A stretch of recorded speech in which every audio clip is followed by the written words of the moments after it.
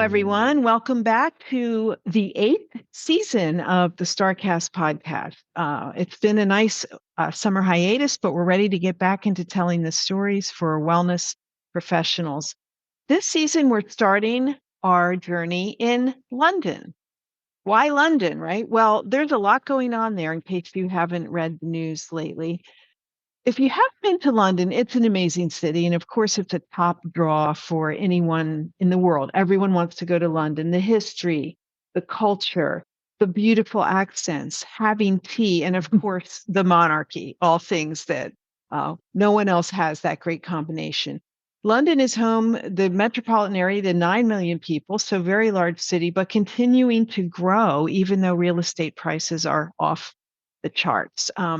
Why are people moving in? You know, there's stability, there's a good legal system. People feel that there's a stable political climate, even though UK people may not feel the same. So it attracts a lot of visitors and a lot of people that want to move there. I spend time in London whenever I can. And this summer I spent maybe 2 days there and visited. There are so many new spas opening. It's crazy. So I thought it's time that we dive down into what's happening in the London spa market. So here we are, and we are joined today by two ladies, Taffrin Kinsey Ellis, the Director of Wellness for Six Senses London, which has yet to open, and Hattie David Wilkinson, the Director of Spa for Claridge's, recently named in the top number one in UK, right, on the top 50 best list. Amazing property if you were ever fortunate enough to stay there. So thank you, ladies, for joining us. Thank you. Thank you for having us, Lisa. Oh, well, it's my pleasure. So, Taffrin, let's start with you. Could you just give the listeners a brief overview of you, like how you came to be in your role and your history in the spa industry? Sure. So originally, when I left school, I actually wanted to become a doctor because I wanted to help people, and did a bit of a tour of a hospital and got to the children's ward. And in the children's ward at the time of my visit, there was a little baby that was dying.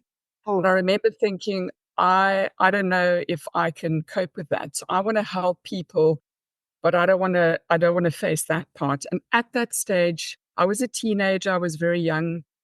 I had a very bad skin. And I just thought, you know what? I'm going to help people with bad skin. And so I studied at one of the top skincare academies in South Africa and qualified as a beauty therapist, did all the trainings with that, and then started practicing as a beauty therapist for the first 5 years of my career before moving sort of more into the director and the financial side.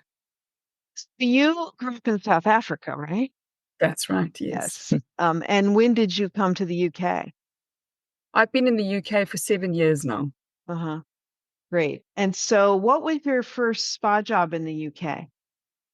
First one was Four Seasons. I was incredibly privileged and honored to exactly. I arrived in the from South Africa and nobody knows me, and I walk into the flagship for Four Seasons in London. So such an honor and such a privilege.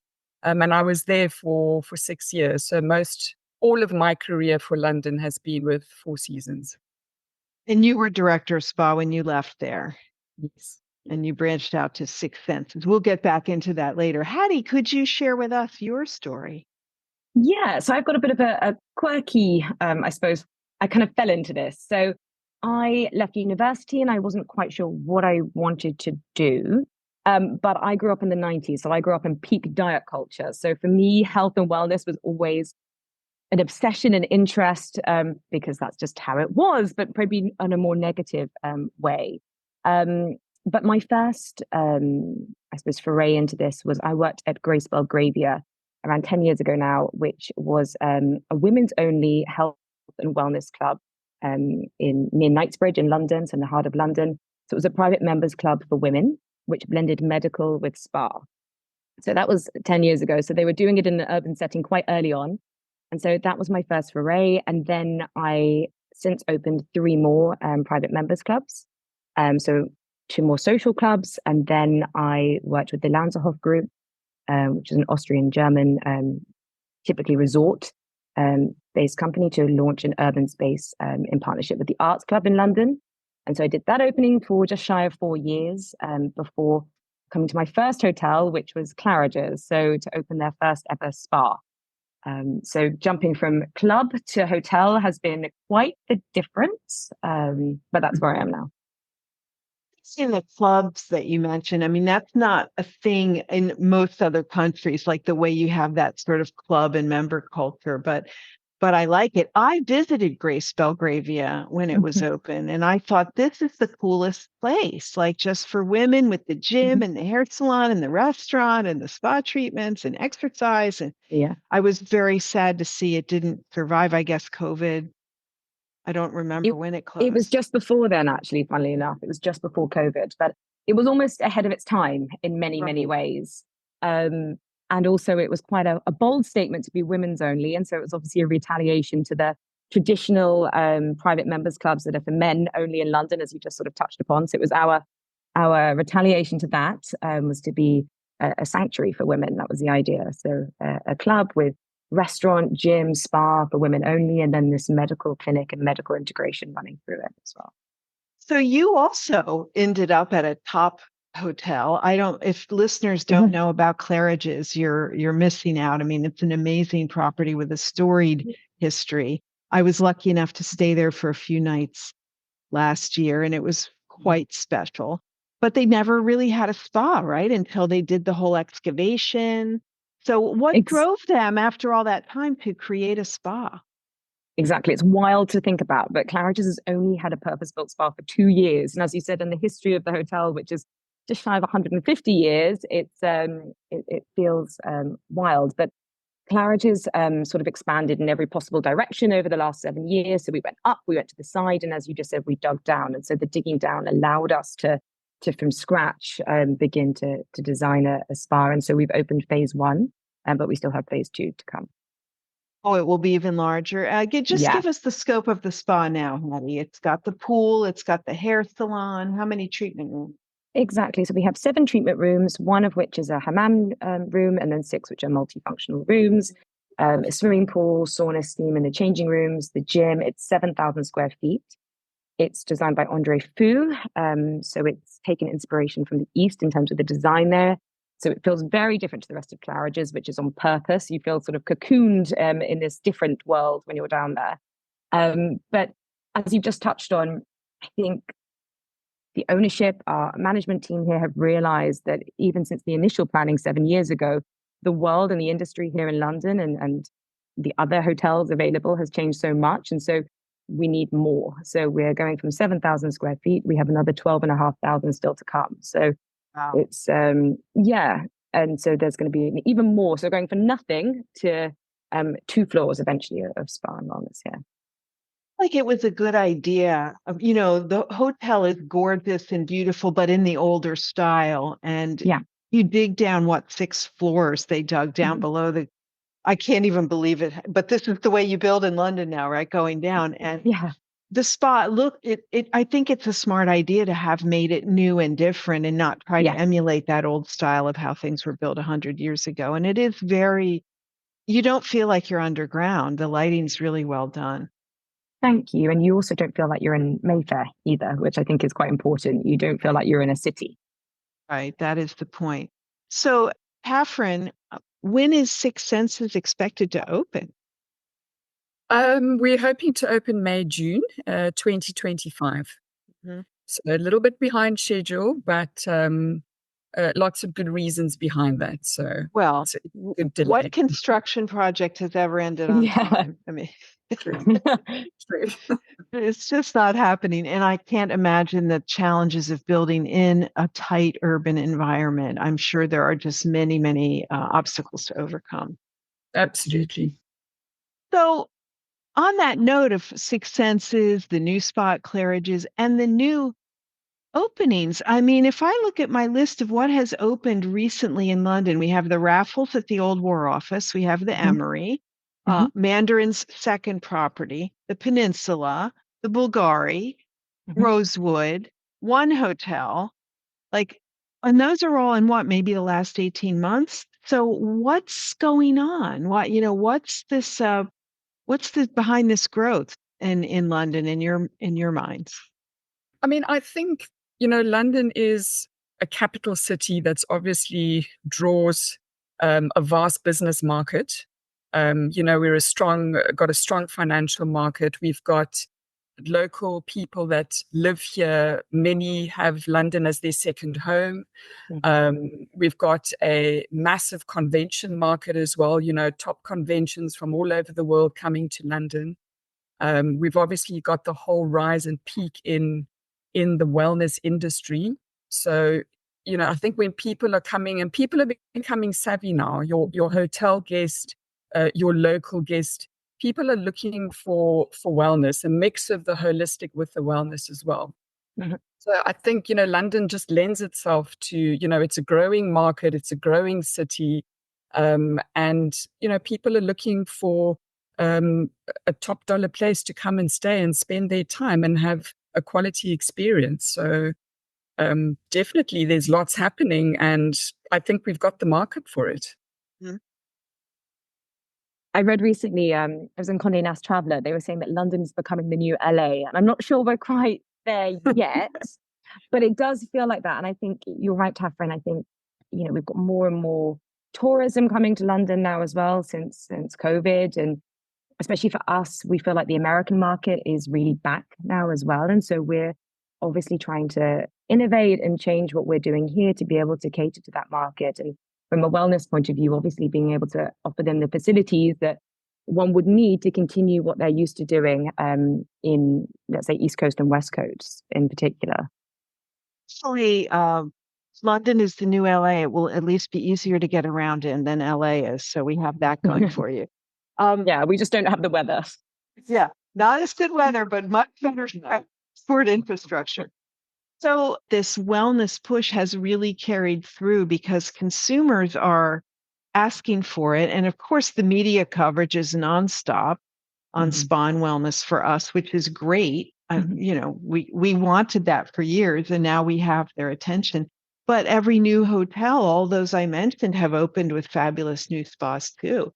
And the prices are not inexpensive. I mean, what are you charging, Hattie? What's your range for massages in your properties, in the Mayborn Group properties? Yeah, so we're all fairly similar across. So we have 3 London hotels, and so we're all around sort of £195 to £220 for a 60-minute massage. So that's your starting level, I suppose. And that can go up. I mean, at Claridge's, that can go up to sort of, £350, for example, for a 90-minute facial. Wow. And yet people are paying it. You're not having resistance.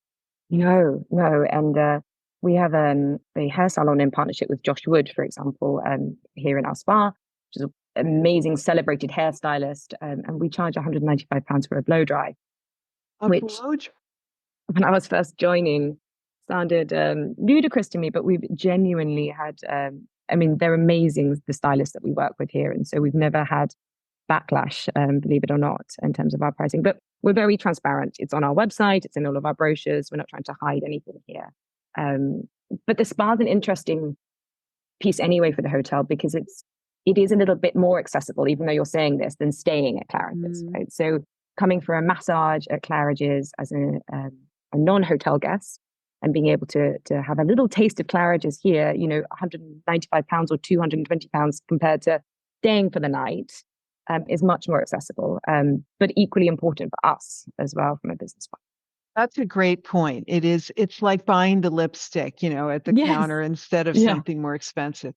So they can say they were at Claridge's and get a great Claridge's experience without spending the room rate night, which is, $1,200 a night, £1,200. Yeah, average room rate's $1,400. $1,400. Sorry. Okay. It's going up as we speak. Going up for sure. Are you seeing, Hattie, that clients are interested in trying new services, or are they kind of going for the tried and true? Yeah, that's unfortunately, it's quite a boring answer, but our most popular treatment is always a bespoke massages, which is our sort of just signature massage. And so I suppose it's up to us as a team or as a reception team to try and encourage and create and suggest slightly more exciting services or layering or adding on top. But essentially, we have quite a conservative guests often, and so a massage is what they want. So then it's up to us to make it even more magic around. So what about programming for Six Senses, Taffrin? I mean, you're known for being cutting edge wellness. What are you planning to do that might be a little new for the market? So that's a good question. Another luxury hotel joining, on the strip. And I think with Six Senses, it's bringing, I think what's important for all of us is to make sure that we stay differentiated and offer something unique. And we all have different guest types. So, Hattie's right. Unfortunately, from my experience working in London as well, the majority of the guests want massage. I think post-COVID, massage has become something that everybody feels is not a treat or a luxury anymore. Facials perhaps are still seen as a luxury because there's so much that you can do at home for yourself now. You can buy your LED mask online, buy your cleanser, your toner, and do your skincare and do your thing at home. But I think a lot of people still feel that massage is, well, this is part of my taking care of myself. As much as I spend money on my health club membership, I'm going to have a massage once a week or once a month. So I think with Six Senses, why we are coming, this is going to be our first real urban location. Obviously, we've done Rome, but traditionally, Six Senses has been remote destinations because the focus has been on wellness and sustainability and getting away, from the rat race. But we've just had so many of our guests saying, well, a lot of us are business people, a lot of us travel. So when we go to urban cities, we still want to take care of our health and our wellness. And so that's the reason why we're doing this pilot. We're going to be the flagship for the company. We're going to be opening up in a lot of urban cities all over the world following soon. And also we're going to be the first to pilot a first for Six Senses called Six Senses Place, which is also a membership with a very big focus on the social side of it. So obviously wellness driven, because that's what Six Senses is all about, but very much the social part of it. And then, of course, the sustainability as well, which is, one of the main pillars for Six Senses. So our guest type, we've kind of categorized 3 guest type for Six Senses, which I really love. And it's called the Leave Me Alone guest. So guest to your hotel. We all know who they are. Yeah. Not interested. I like luxury. I'll have that if I want to. I'll drink loads of wine if I want to. I'll have what I want to maybe I'll go to the gym. Maybe I won't. Leave me alone.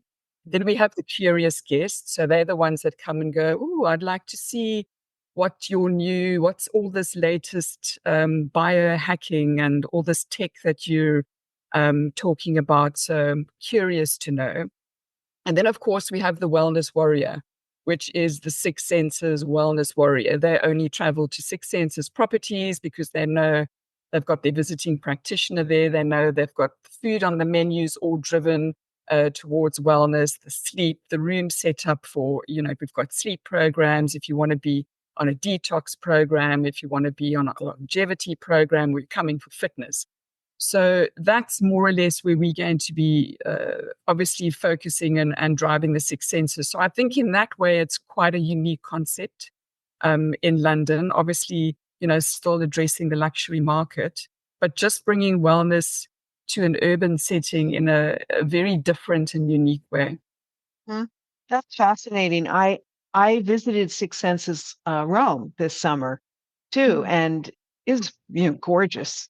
Just beautiful property and beautiful detail, and just you feel comfortable the moment you come in. So I can't wait to see what you do in London. But it's interesting the way you categorize the guests, and I guess having a membership or club component will be perfect in London, right? Where the city of clubs and memberships.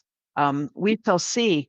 Hattie, I know you're not at Lanzerhof anymore, but not asking you to speak for them, but you were a membership person. I mean, how was the reception to Lanzerhof when it first opened? It was funny because, of course, Lanzerhof is an Austrian-German brand. So coming into a new area entirely for them. So not just coming into an urban dwelling, but coming into a completely new space for them was interesting, because essentially what we were trying to do was completely new. And also from a members club point of view, members clubs typically, as you sort of touched on earlier, are social clubs. They're clubs where you indulge and you enjoy yourselves. And so bringing this idea of an exclusive membership club, an exclusive model with a membership committee, and you apply for membership, but bringing that model to your health is interesting. But in terms of what we were doing, once somebody came in and had a look around, I think they totally understood. So the idea was that you would join as a member, you would have diagnostic testing at the beginning, and then your plan for the next year was mapped for you based on that testing. So it's this very similar principle as Lanzarote and the resorts, in that the first thing you do is you see a doctor, and that is your plan then for the week is dictated by that appointment and those tests. And that's what we were doing, but based over a year model. But as Catherine said, that was a lot of challenges then, because of course people are distracted and they have their lives and they have their children and their stresses. So it was a different model, but it was a very effective one once people were in.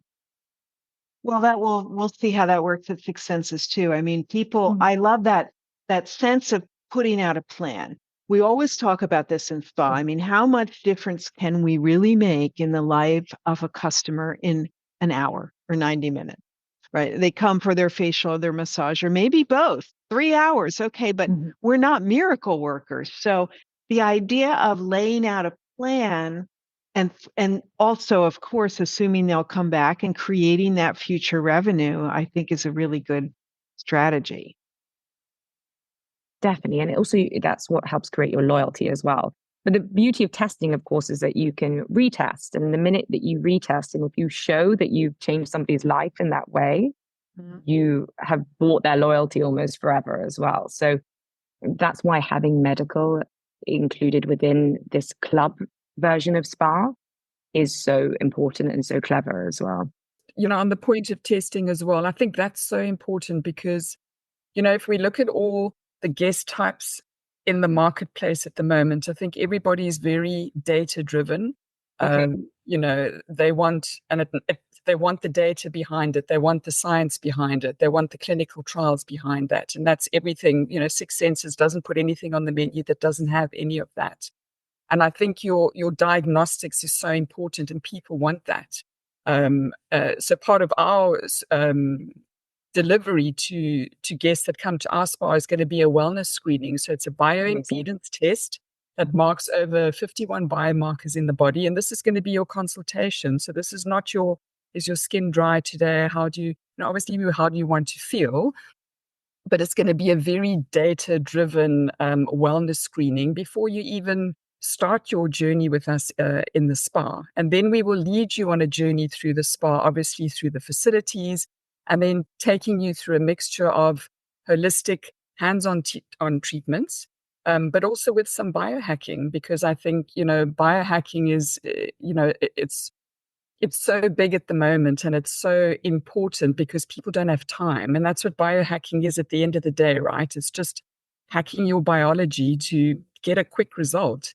And you can do that naturally through things like an ice bath, or you can do it with tech, something like an ARX machine, workout on the machine, or the Juvent micro juvenation platform, to stimulate your bone density. So I think diagnostics and testing people are wanting that, and adding that into the whole sort of socially driven space where you can come and still work, have a bit of social, take care of your wellness, and, just be in an environment that's catering to your wellness needs. We're going to be doing lots of talks in our social club with, sort of lots of really qualified, interesting people that are going to come and share things. So I think that's super important. And we definitely going to be making use of diagnostics.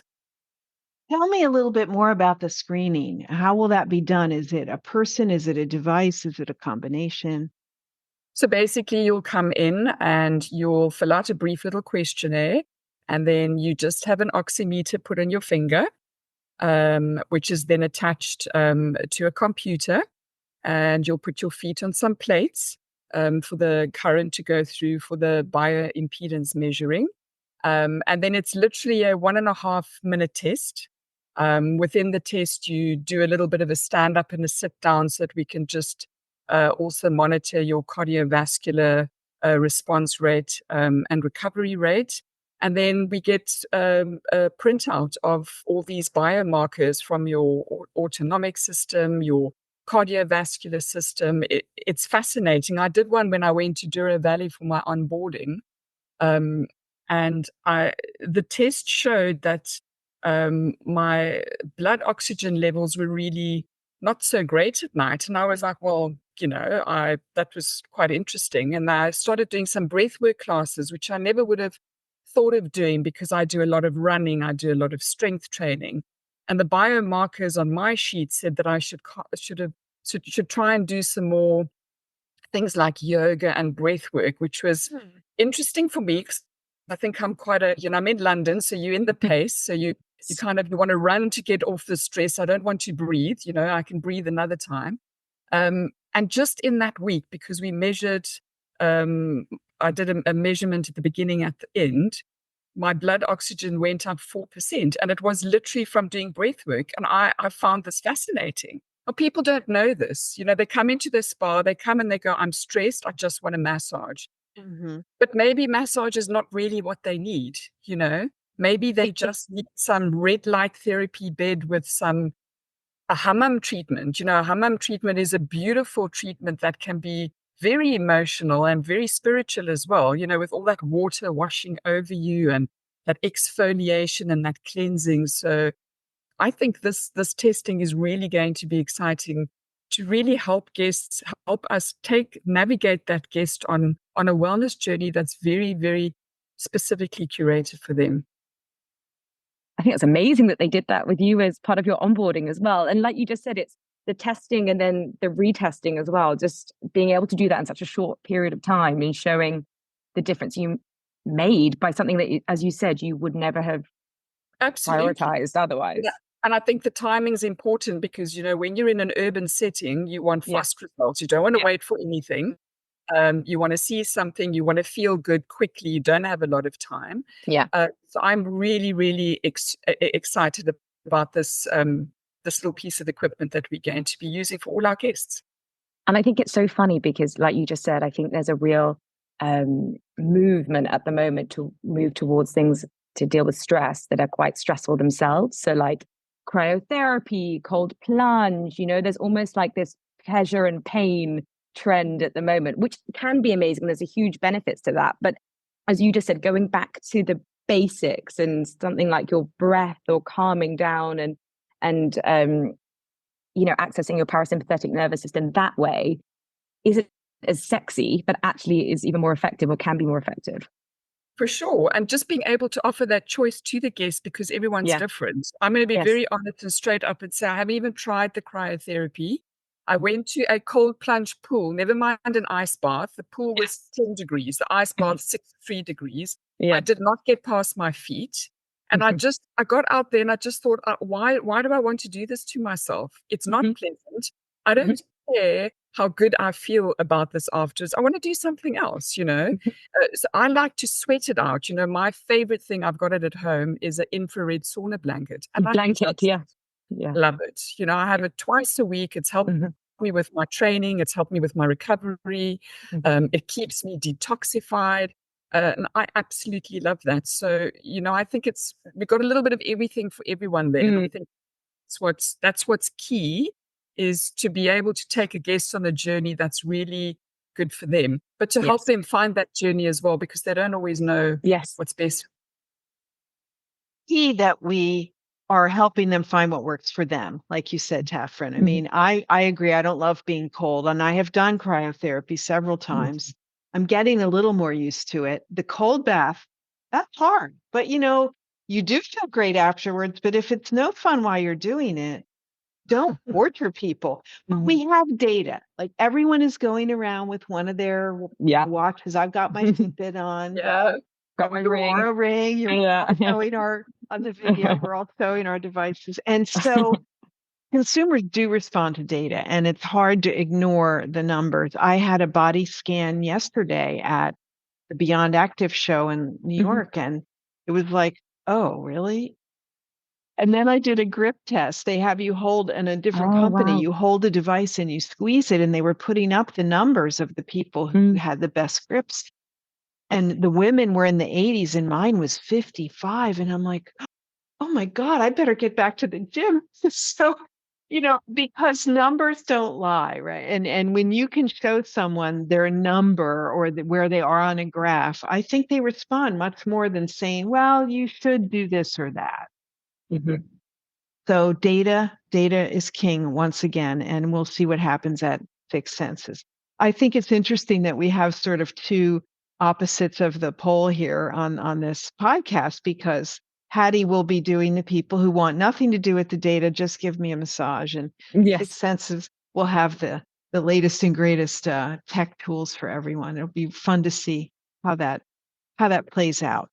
So are there enough clients to go around? I mean, this is a lot of spas. I don't know how many are in central London even. I'm sure you guys don't either, but there's a lot and they're big and they're grand. Do you think there's enough customers for everyone? I mean, I personally do. I think there's plenty to go around. Like I said, you've got so many different type of guests. You've got your local guests, you've got local visiting guests, you've got those with the second homes that are kind of in and out of London. You've got your business people, you've got your convention people, you've got your tourists, and I think we just need to differentiate ourselves and find out what we can deliver that's unique. And, there may be somebody who just goes, do you know what? I just want a nice massage with a beautiful high tea and Claridge's. Hello, it's the most beautiful, iconic property. I mean, anybody that gets invited to afternoon tea at Claridge's, it's your dream come true. Or you might have somebody who goes, oh no, I'm stressed. I want to go and have, some diagnostic testing done and just find a space where I can just, have a mental break, or we're going to have lots of biophilia everywhere as well. So it's going to be this whole sort of sensory journey as well. So I think there's just so many different types of people in London. And there's plenty. I think there's plenty of people and plenty of people to keep us busy. I know we were busy at Four Seasons and I know Hattie's busy. So there's plenty.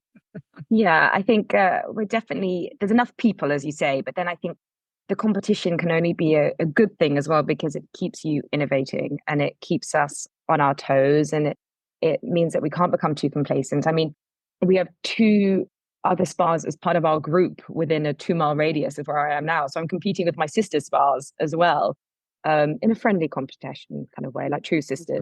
But we are. And so I think the competition is good because it keeps us moving. And so, as I said, we've gone from having no spa to opening 7,000 square feet of a spa, to then being able to change our business plan and have another 12,000 square feet to join it. And that's because we are competing more and more, and we have to keep innovating and stay ahead of the curve. Well, have all of these openings affected your ability to hire? I mean, I have to think that there has been a challenge, as there has been globally, in getting enough qualified therapists. What are you seeing? Yeah, definitely, definitely. And also, we're not just competing with other spas, we're competing with working freelance. So post-COVID, there was a real movement to having a bit more flexibility with work. So a lot of the therapists now are working for agencies or are working for themselves. And so you're competing with that model as well. And so it's been definitely difficult. Taffin, would you agree with Four Seasons? Absolutely. Yeah. Absolutely. And I think particularly within the hotel spas, because Yeah. of the hours, your normal standalone day spas or beauty salons are pretty much 9 to 5. Hotel spas, open at 6 in the morning, close at 9 at night. So, post-COVID, work-life balance has become important to people. As Hattie said, a lot of the therapists have gone, well, do you know what? We learned to live on a little bit less post-COVID. So now we only want to work 4 days a week, or 2 days a week here and another day there, or be, at an agency as a freelance where you choose the shifts that you want to Yeah. work. So It's definitely had a very big impact. And I also think that with the rise in wellness and biotech coming in, we have to look at now at the education as well. So, we're finding we're struggling. The education hasn't quite caught up with that yet.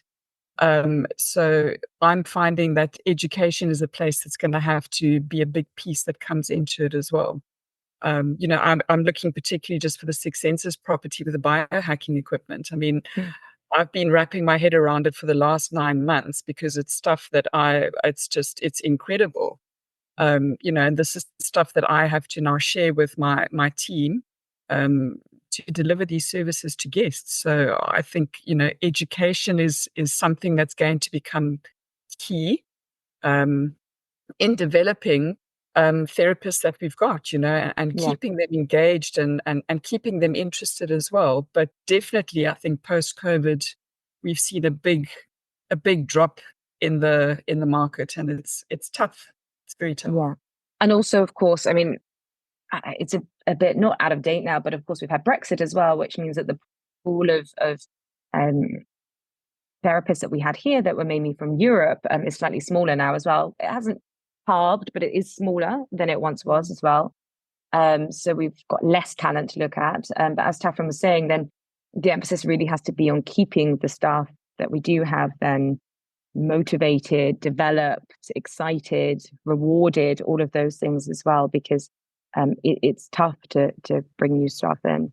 It's a really big issue, the cost of living. A lot of people have moved out of the city now because it's cheaper to live in the countryside. So, the cost of living's had a huge impact as well because, we've had to look at salaries and just go, you've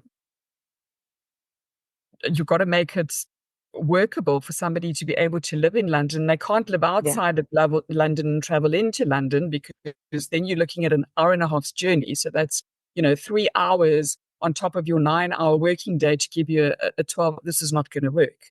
So I think cost of living's have a very big impact as well. I'm going to ask what you know about your payroll. Like, can either of you share what your payroll percentage of your revenue is, just in broad terms?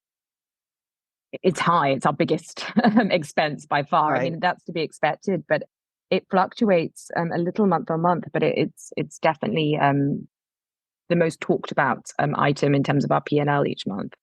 Absolutely, it's the majority. It's the majority of the P&L. So, well, it's the majority in any spa, really, but we're seeing it creep up again. I looked at a spa P&L last week where their labor was 62% of their revenue. And, that's a lot. That's quite a lot. And, it really needs to be in the high 40s, say, for the place to be profitable. But the pressure continues, especially in cities like you're in, with the cost of living going up. As you made a great point, Taffrin, we need our people to be able to get to work in 40 minutes, right? Not an hour and a half. So that's a challenge we're going to have to continue to deal with in many urban environments. So I'm glad you touched on Brexit, Hattie. For listeners who don't realize, around the world, people who go to beauty school get a beauty therapist license, and they can practice in many countries other than the United States, which has an antiquated plan. Everywhere else, you can be a beauty therapist and go from country to country and work, which I think is wonderful. But Brexit has certainly cut down, you're saying, some of your options. Yeah, definitely. And I think obviously COVID with Brexit at similar timings didn't help that either. And as Taffrin said, cost of living, reflections on life and family. And so a lot of the teams at that time, that was my experience anyway, moved back to their home countries at that time, or moved to other pursuits as well. So the pool is slightly smaller than it once was as well. Yeah. What kind of things can you do to keep your therapists and not have them jump to the next newest place that opens? What are some things besides paying them? Have you found any secrets? For me, it's definitely having to bring in the work-life balance, and particularly in a hotel spa. So really looking at how, looking at shifts and trying to at least have a weekend off, where traditionally if you work in a hotel, it's Yeah. like, so that, your day off during the week. And if you want to be off every weekend, you have to take holidays. So it's just trying to work-life balance, and then your work environment as well, being able to offer them a healthy meal, to be able to offer them a healthy environment to work in. Um, you know, Education, I think, is key as well. Keeping therapists, and not only therapists, remember the whole experience within a spa is your spa attendant is a crucial role, so important. Your spa receptionist, it's your first and your last impression of a spa. So I think, education, looking at work-life balance, obviously looking at benefits and salaries, and it's hugely competitive. I mean, Hattie and I, we know. I was at a tour at a spa the other day, and a whole of us directors walked in, and half the team were hugging some of the directors because they used to work there before, So all the directors are, we're phoning each other going, oh, this one's wanting to come over. And we're like, okay. So, there's a little bit of so it's really tough because, you've got a business to run. Yeah. You've got a P&L to meet, you've got your profitability to make. And, the people are demanding certain things to manage their work-life balance. So for me, it's work-life balance, training, education, being empathetic, listening to people. I sometimes have some therapists that like to work mornings, some that like to evening. Then I go, great. You take the morning shift, you Right. take the evening shift. I kind of say to them, who likes what, who doesn't like what. Yeah. We kind of work it out. And then, of course, once in a while, you'll have to do something that's not quite what you like, but at least it's only once in a while. Exactly that. I think you have to be a lot more flexible than in other industries, for example. So we had a supervisor join our team. I hope she doesn't mind me saying this, but she had an F&B background traditionally. And so her coming in to run our scheduling and our rota, which was one of her responsibilities, it took her a while because she was so used to this black and white mentality of, I tell you to work this shift and you do it. And as Tafrin just said, you have to be more flexible, you have to be more empathetic. And there's actually no harm to a business if you do have people that can agree on different shifts and it works better for them. And so you have to be, unfortunately, sometimes a little bit more of a kind of mother hen down there, and listen to everyone's concerns and complaints and try and give them as much balance as they possibly can. And being in a hotel spa compared to a day spa, again, we're open 365 days of the year. So you have to work Christmas Day, New Year's Day. So again, any kind of flexibility that we can give on that. And some of our team have different cultures. And so we can, make it work from that point of view and make sure that everybody is as happy as they possibly can be. But it's an emotional job. And what they're doing is emotional. And therefore, we have to display the same level of empathy and emotion when it comes to managing and running, motivating, I suppose, that team as well. Yeah. Any sort of benefits or perks that were really effective at getting people's attention and making them say, oh, I think I'll stay here? I always, if I like somebody on an interview, I'll always take them down to our staff restaurant, because that's what did it for me when I was first meeting with our general manager here. We have an incredible staff restaurant. We have a barista. You can have your steak cooked to order every day. It's ridiculous. Wow. It is ridiculous. And so if I like someone, I normally try and schmooze them by taking them down there and showing off that bit. And it's simple, but as Catherine said, having a healthy meal available each day, and they can have breakfast, lunch, and dinner there if they want, and that's a cost saving as well, is normally one of the things I have up my sleeve. And then obviously we do incentives for the team. Working in a hotel, you get perks in terms of travel and staying over and all of this wonderful things, but it's hard. Yeah. I think for me, it's also trying to assess the individual, because there are different things that are important for different people. For some, it's the meal. For some, it's not the meal, it's incentives. For some, it's time. For some, it's, I want to know that I it's work progression is available to me. So I think it's just really getting to know your team, and kind of working the benefits that obviously everybody gets the same benefits, but, you know, trying to find something that's important to you to keep you engaged in your role with us as well. So one of the things that a tool that I'm going to be using to draw, you know, therapists to come and work for us is just, you know, with the incredible massage driven demand from guests, is employing some form of robotic AI to obviously say to them, you know, the AI will take care of the majority of the deep tissue. Don't worry, you're doing beautiful holistic journeys and things that a therapist is supposed to be doing. And when you have a break or you've had 3 deep tissue massages today and the machine's free, hop onto the robot and let, No. you know, I call him Robocop. I'm going to let Robocop sort you out. I think it's just making sure that people are aware that we are aware of their well-being as well. Because the hotel industry does just have that stigma of you just work, you're always exhausted. And it's just, you know, it's just boom, boom, boom the whole time, and trying to just kind of step away from that. Very important that you offer self-care options for them, right? And we're Yeah. in the business and we're talking the talk. We have to be able to walk the walk too. So, Tafrin, will you have a robotic massage device at the Six Senses London? I'm hoping so. We're looking at it very, very seriously. So I just think you know, it's part of the whole sort of biohacking space and sphere that we're moving towards. And yeah, like I said, for me, I'm a therapist, an ex-therapist. I haven't practiced for many, many years, but I feel for my team when the column is just booked with 6 massages for the day, you know, and they want to treat somebody and they, you know, want to do something beautiful with the guest, and it's just this massage. So I feel it's going to be a really, really useful tool, not only for the guests, but for the therapists and for the whole team as well. You know, it's going to be self-care for everybody in the hotel. You know, F&B that's been on their feet the whole night and perhaps somebody's hurt their back or they're really struggling, and it's, you know, hop onto the bed and Robocop can sort you out. Robocop, I love this. That's great to hear.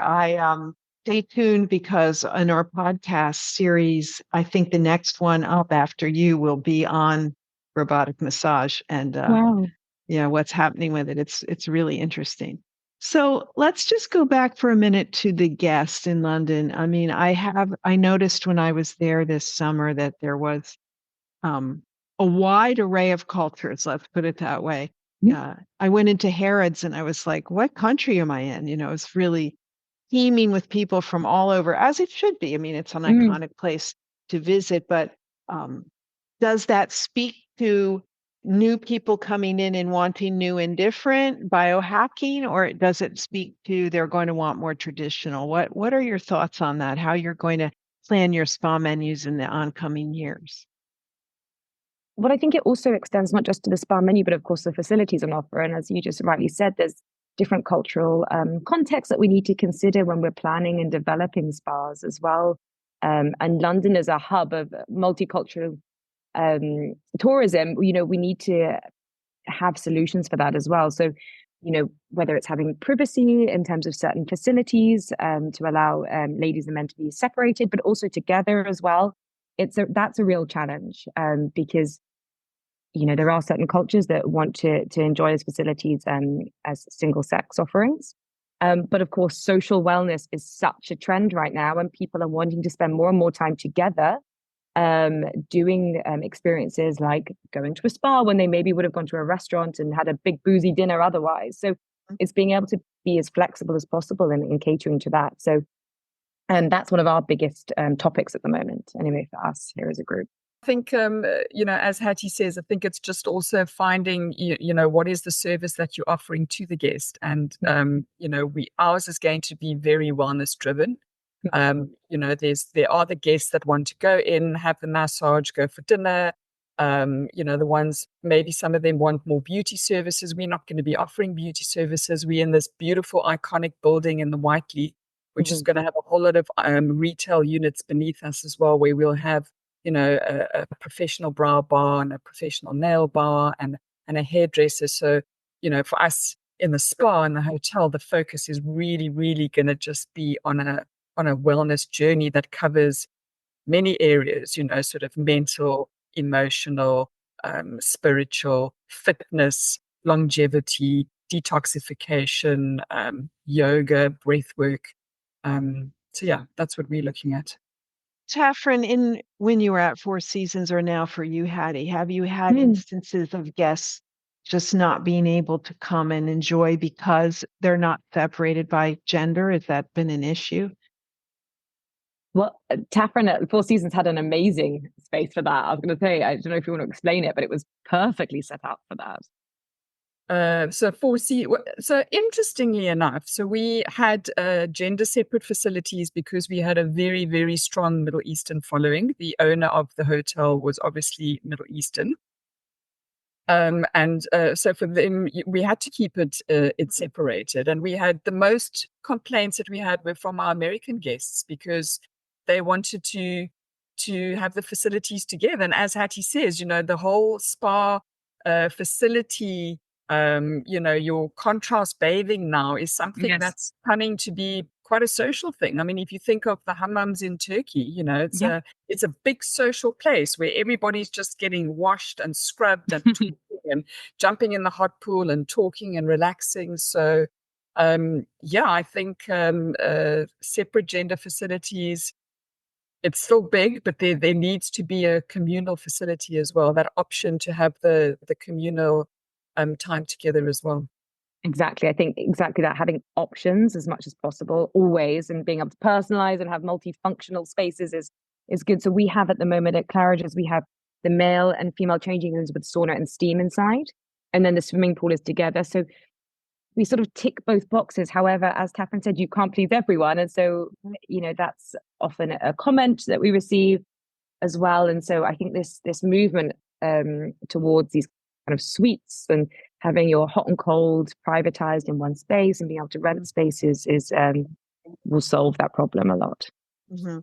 I suppose if you're a guest, then you would explore what facilities worked for you, and you go to that one if that is something that you're really governed by and you need to do that. But it is prohibitively expensive, obviously, to build like basically two separate spas, especially in an urban environment. But it's hard to make all the guests happy. As you said, Hattie, we can't make everyone happy. We can only try. Mm-hmm. Yeah. So is there anything else exciting coming up in London later this year? Any more openings that haven't happened yet besides you, Taffrin? I know Rosewood is opening soon. We've also got Auberge, which is another very big hotel group coming soon. Yes. And they've also got a beautiful, iconic building that they're moving into. So, there's lots. There's something happening all the time. So, yeah, and of course, it's not just hotel spas. We've got these longevity clinics and clubs popping up everywhere and anywhere. And so day spas, day spas are very centered around the whole sort of social thing as well. And day spas with the medical combination, that's very big at the moment as well. I mean, we're putting in, medical facilities as well, because you have to, when you're doing biohacking and stuff like that. So there's lots happening in London. Lots and lots. I was amazed when I toured the Bulgari that they had a hyperbaric chamber. Yeah. It's like, what? Wow, that's amazing. We have one at Suran as well, actually. Do you? Got one at We're going to have one as well. It's pretty much, you can't not have one. Lots of the standalone day social clubs. We've got Grey Wolf in London, for example. They've got hyperbaric. It's funny, though, it's hard to assess what's fashionable and obviously what's got longevity, excuse the pun, in terms of what you're putting in as well. Because hyperbaric, or my experience anyway, is that commercially it's so difficult. It's a hard sell. You're selling a package of treatments to something that you're probably going to feel some benefits after 5 or 6 sessions. You might not feel it, but your blood work might show it. It's a difficult sell, these things, and especially from a hotel perspective, where we're dealing with a lot of transient guests here as well. It's interesting, it's challenging, and it'll be interesting to see over the next few years what's still being put in and what's being changed. I think what's really neat, what we're doing, which is great, is we're putting a 2-seater in. Nice. The two Yeah. seats face each other. Yes. And we're doing that to encourage our members to, when they have a meeting, to perhaps have it in Do the it in there. hyperbaric Yeah, chamber. So, absolutely. sit face to face, have your meeting in a hyperbaric chamber, and then maybe go and sit afterwards and have an IV or something like that. So, I'm super excited about the hyperbaric chamber, and I'm definitely weaving it into a lot of my spa journeys as well. That it's going to be part. And of course, we're going to have the diagnostics with it. As Hattie Yes, says, you need to be able which will to see help. it, because you don't Yeah. feel too much afterwards, but you need to be able to see it. Sometimes Yeah. when you see the data in front of you, it has that mental of, oh my gosh, yes, wow, I am more alert and bright and fresh. So I'm super excited to have the hyperbaric, and specifically the 2-chamber for us. Yeah, I think that's great. Yeah. Well, I guess the future will be that everyone in London is bright and alert and happy and healthy, and because they're partaking of all these great wellness options. Wonderful to hear. Thank you, ladies, both for joining us today. Really interesting to hear what's going on in these different markets. Thank you. Thank you, Lisa. Good luck Nice to both of you. And Taffrin, when you're open, I'll come for a visit soon enough. Absolutely. Please do. Sure. All right. Thank you again. Thank you. Thanks so much. Bye. Bye.